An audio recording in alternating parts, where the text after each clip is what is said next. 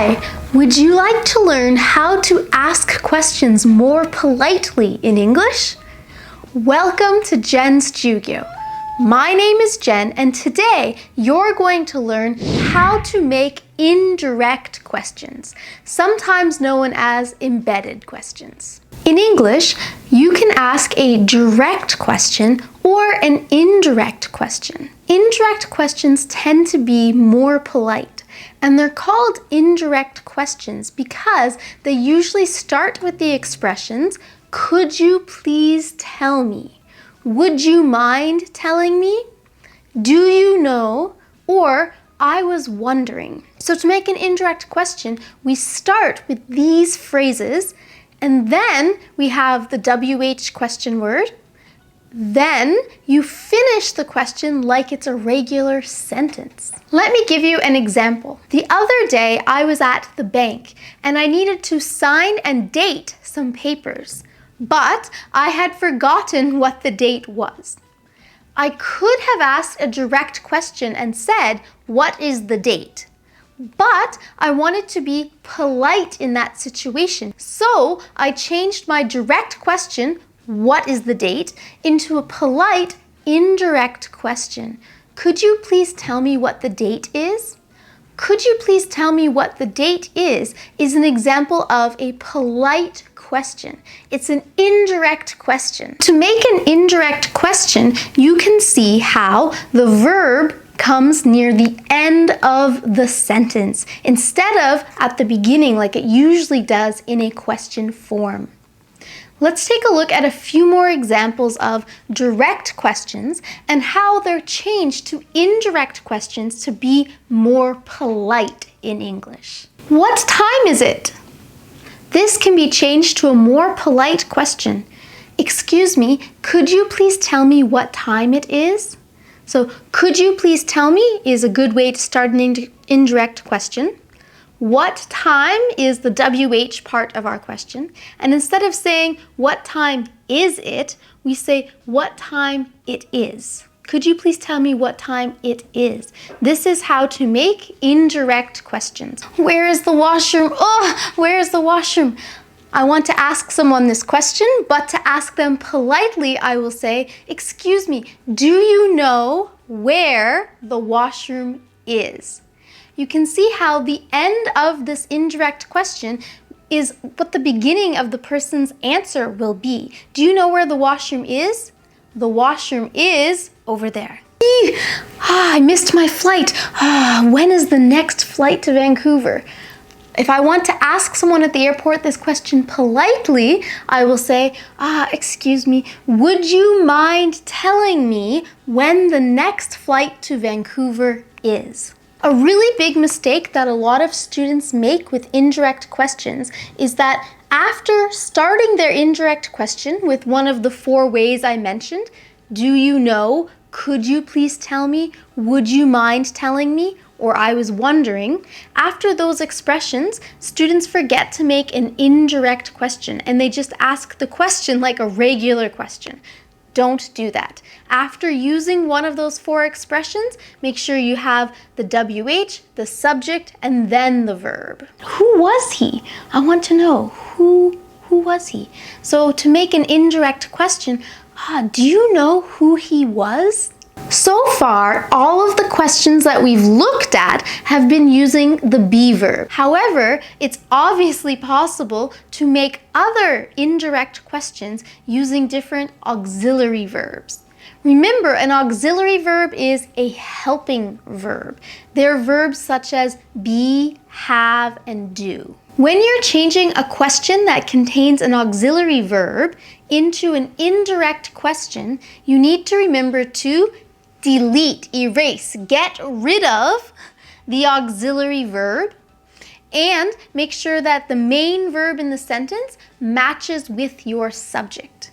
Meaning, if your subject is he, she, or it, that the verb will have an S. When we use auxiliary verbs, the main verb doesn't get an S, ever. But when we take away the auxiliary verb to make our indirect questions, you need to keep subject-verb agreement in mind. If I have a letter that I need to mail to someone, I want to find out when the post office is open. So, when does the post office open? This is my direct question. When does the post office open?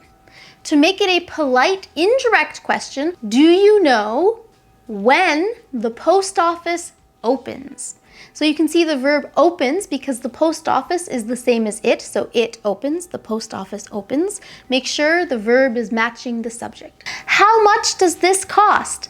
But I'll change it into an indirect question. Could you please tell me how much this costs? Could you please tell me how much this costs? What time does the next train come? To make this an indirect question, do you know what time the next train comes? If I'm speaking to my boss, I want to try to be polite as much as possible. So if they send me to go to a client's house and I want to ask, where does the client live? I need to do that in an indirect question to be polite. Would you mind telling me where the client lives, please? Adding please at the end of would you mind telling me at the end of the question makes it even more polite. If I see someone with an awesome bag, I really like their bag and I want to buy the same bag for myself. So I could ask the person, excuse me, where did you buy your bag? But to be more polite, we'll put it into an indirect question. The auxiliary verb in this case is did. Where did you buy your bag? If we take away did, we have to make sure the question is still in the simple past. So we'll change the main verb, where did you buy your bag? We're going to change that verb buy into the past, so it becomes bought. Excuse me, I was wondering where you bought your bag. When did you get here? Could you please tell me when you got here? Which country did they meet in? Would you mind telling me which country they met in? Now that we've taken a look at questions using the be verb and questions using an auxiliary verb, let's take a look at yes or no questions. Yes or no questions are different when we make indirect questions because we're going to use the word if.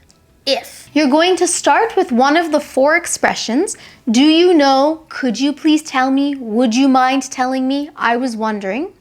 And then you're going to use if. If. Then finish the question the same way that we did with the other questions. I want to buy this shirt, but it's small. So I want to ask the employee, do you have this in a bigger size? But I want to be more polite. So, could you please tell me if you have this in a bigger size? Or, excuse me, do you know if you have this in a bigger size? Would you mind telling me if you have this in a bigger size? I was wondering if you have this in a bigger size. Is the meeting on Friday? Could you please tell me if the meeting is on Friday? Is anyone a vegetarian? Do you know if anyone is a vegetarian? Does your mom speak English? This is a very direct question and could come off as rude. Does your mom speak English? So to be more polite, indirect question, would you mind telling me if your mom speaks English? Do you have any allergies?